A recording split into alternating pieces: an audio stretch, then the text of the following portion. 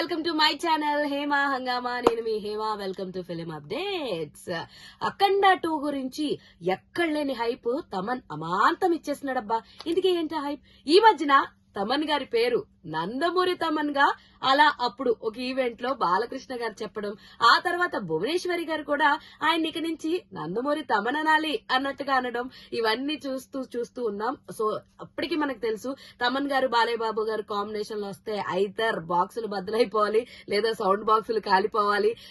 బాక్సులు బద్దలైపోయే కాంబినేషన్ ఏంటంటే వీళ్ళిద్దరిదని చెప్పొచ్చు అనమాట. తమన్ అండ్ బాలయ్య, నందమూరి బాలకృష్ణ, నందమూరి తమన్ అనొచ్చు అనమాట.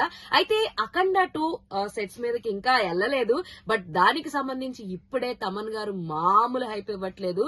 సో ఇంటర్వెల్ బ్యాంక్ లో ఒక ఫైట్ ఉంటదంట, దానికి ఒక్కదానికే టికెట్ డబ్బులు సరిపోతాయంట. ఆ తర్వాత ఇంటర్వెల్ తర్వాత సెకండ్ హాఫ్ అంతా కూడా ఎడిషనల్ అంటూ చాలా హైప్ అయితే ఇచ్చేస్తున్నారు అనమాట.